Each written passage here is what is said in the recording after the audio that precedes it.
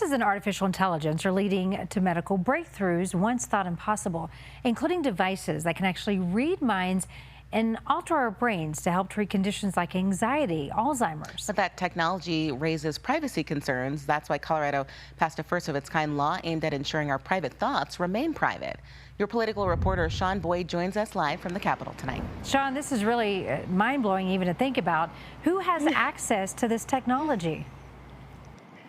Karen, everyone, believe it or not. You can buy devices on the internet right now that can, to varying degrees, decode your brain waves. And the technology being developed by the likes of Elon Musk, Apple, Meta, and OpenAI can change, enhance, and control your thoughts, emotions, even your memories.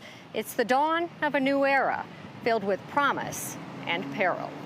Anything you wanted to do, you can move your computer with your mind and you can control it with your mind using this device.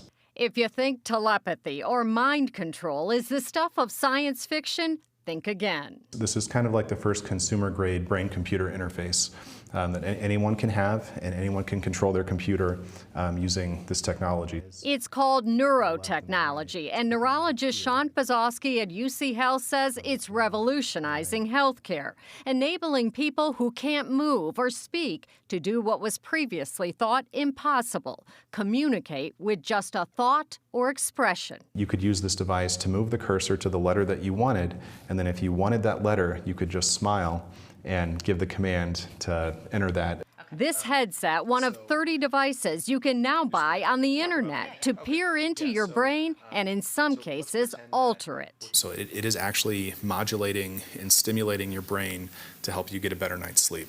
The devices promise to not only improve brain function, but identify impairments. Pazowski is using the technology at UC Health to detect epileptic seizures as they happen. Which we were never able to do that before. This takes out all the guesswork and allows us to change medications in real time.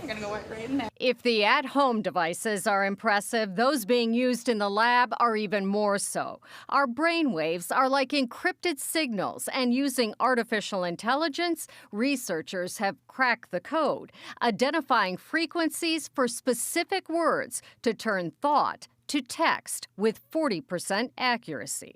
Give it a few years and we're probably talking 80–90%. That I just think it and AI knows what I'm thinking. Yes. Because of the pattern of my brainwave. Yes. Not only do words have distinctive brain patterns, so do conditions like Alzheimer's, anxiety, and addiction. Conditions researchers are working to reverse using electrical stimulation to alter the frequencies or regions of the brain where the condition originates. The benefits are going to be off the charts. Patients are going to have dozens of more options. But with the benefits come risks. It is some of the most sensitive data that you could possibly share with anyone. Data insurance companies could use to discriminate, law enforcement to interrogate, and advertisers to manipulate.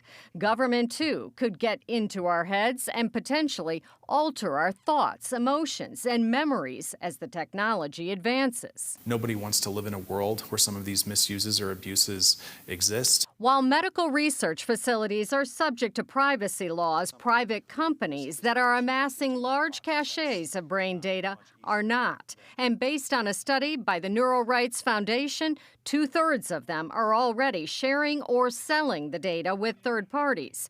The vast majority of them also don't disclose where the data is stored, how long they keep it, who has access to it, and what happens if there's a security breach. Which is why Pazowski, medical director of the foundation, led the passage of a first-in-the-nation law in Colorado that includes biological or brain data in the State Privacy Act, similar to fingerprints, if the data is being used to identify people. This is a first step, but we still have a long way to go. And with companies and countries racing to access, analyze, and alter our brains, Pazowski says privacy protections should be a no-brainer. It's everything that we are. You know, it's everything about our thoughts, our emotions, our memories, our intentions. The new law takes effect August 8th, but it's unclear which companies will be subject to it because, again, it only applies to those that are using the data to identify people. It's also unclear how it will be enforced, especially against those companies that are out of the country. Pazowski and the Neural Rights Foundation are pushing for a federal law and even a global accord. They don't want brain data to end up like DNA data that people sent to genealogy sites only to learn that they shared or sold it to a third party. After all, the privacy of our mind may be the only privacy we have left. Karen and Michaelia?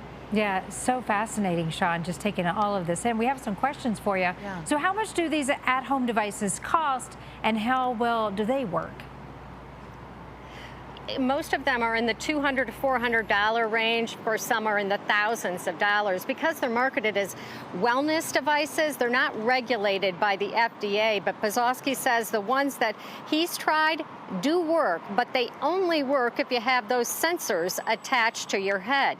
Elon Musk has developed an implantable chip that actually allows you to move a cursor, for example, with just your thoughts. And Sean, we're also wondering, can any of these devices actually control a person's thoughts? Not a person's, Michaelia, but they have been used to control the thoughts of mice in a lab.